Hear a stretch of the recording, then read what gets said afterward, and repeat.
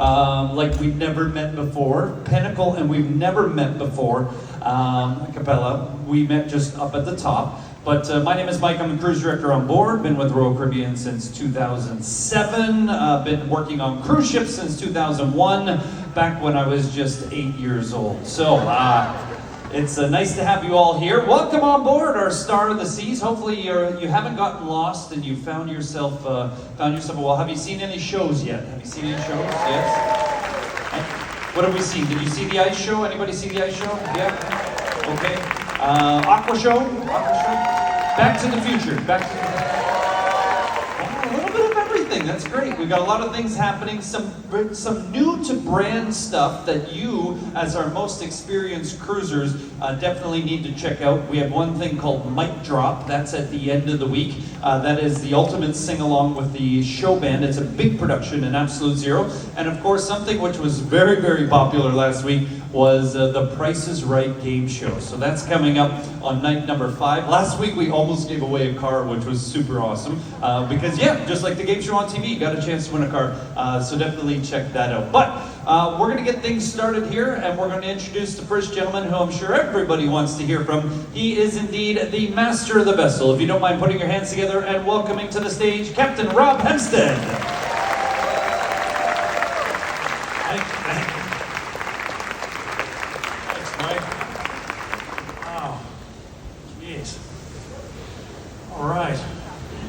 How's everybody? Welcome on board our beautiful Star of the Seas, the largest and coolest cruise ship ever made. It's so much fun to say that. I've seen so many of you for so many years. It's good to see you again. And for those of you who I haven't seen, my name's Captain Rob, and I come to you all the way from Seattle, Washington. I've been with the company now 26 years. Went by in a flash. It's hard to believe. Here we stand on this great, big, beautiful ship. But what an honor it is to be your captain, and thank you for coming with us. This is the part I like the most, and getting to see you all again, but getting to hear from you a little bit. So you are our most experienced cruisers. So this is my chance to get a little feedback from all of you. And today we have a couple of microphones floating around. And if you have a question you're just dying to ask the captain, now's your chance. And I promise I'll do my very best not to answer a single thing. So just raise your hand and let's see what happens. We have 2 microphones. We have Hannah over here. We have CJ on the starboard side. So again, if you have a question for the captain, it's great. If you have a compliment for the captain, even better. Even better. Yeah. Thanks, Mike. I'll take all of those I can get. I think we're going to start on the starboard side, Captain. All right. Oh. Yellow microphone. We're going to turn it on. This fall. Rumor is the Discovery class is coming out soon. Can you tell us a little more about it? Like size, what if it'll fit into like Baltimore and Tampa and things like that? You know, Discovery class, top secret. So promise, don't tell anybody about it. You know, the plans for Discovery have been rather interesting. You know, it's going to be our next small ship. And then we wanted to do so much with it that it became our next medium-sized ship. And then we figured that wasn't good enough, so it's going to be just a great big small ship. It's going to be beautiful, and as the name implies, it's going to be able to go places that our biggest ships maybe can't quite squeeze into these days, unless we make the ports a little bigger, or we go really fast. Discovery, yeah, it's going to be, how should I say, probably around the size of Quantum class, modernized, multi-weather, really cool looking. It'll be a great ship for sure. And if this is any indication, Star of the Seas, yeah, it's going to be quite something. And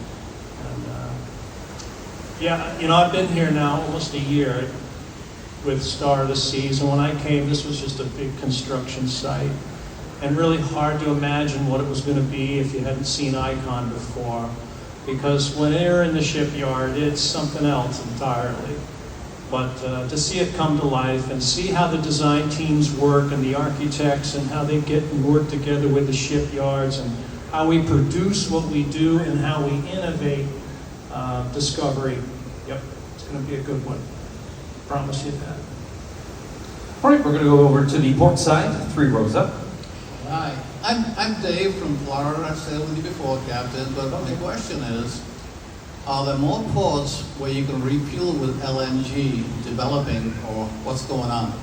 Well, we're working with that. You know, we've wanted to do LNG for a long time, but it was the infrastructure that made it difficult. You know, it has to be in place for us to do it. So we're bunkering now in Port Canaveral quite easily and quite readily. We've been doing it with Icon in Coco Cay. We actually have our little tanker come out there and join us. So we will do our first bunkering in Coco Cay very soon. And probably it'll be a little bit of both. Port Canaveral, Coco Cay, alternating. We do it every week. Even though we have enough to last for almost 3 weeks, we keep it full and keep it going. But we are dual fuel, and we burn about 70% LNG, 30% MGO. Marine gas oil or diesel, light diesel. And if you know anything about LNG, it takes a little bit of diesel to make the LNG burn, about 1%. So we have to mix it. But the engines are designed so they can run on either. And it's a beautiful thing. And just a little quick thing about the LNG, it's very energy dense, even though it's light. It weighs only 40% of water in its liquid form. It's very light. But because it's cryogenic and so cold, there's latent energy in that cold. It's minus 165 degrees Celsius. So it's cold. And that's how we keep the ship cool. Now we don't have to run the compressors as much for the air conditioning because we have latent cool in our fuel. So there's a lot of advantages to it. And we're learning as we go, but it's been amazing. And I'm all for it. Great question. Yeah. Look back, we've got one on the starboard side. CJ is making his way down. All right. Careful. What is your personal favorite port to port at? Wow, let's see. Coco Cay is pretty nice, I have to say. That is a pretty nice place these days. St. Thomas has been a year since I've been there. St. Martin is always a crowd favorite, certainly among the crew as well. And the crew are a good indication of favorite ports. If they like it, you can be sure it's a good port. And we like St. Martin too. On the western, we like Cozumel. Yeah. You know, every itinerary we do, there's going to be a favorite port, no matter where we are in the world. And on this itinerary, yeah, I'd say St. Martin's probably our favorite. But Coco Cay too, it's hard to beat that. There's nothing like a day at the beach. Yeah. That's for sure. What's your favorite port? I'm a travel agent, and Royal is absolutely my favorite, and so Coco Cay all the way. Okay. We're going to build more Coco Cays. In fact, we built one here.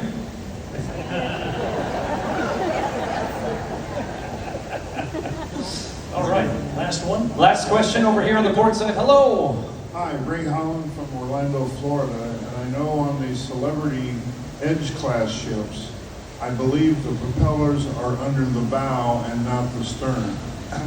Is that correct? I don't know what they're telling you over there at Celebrity. No, it's not correct.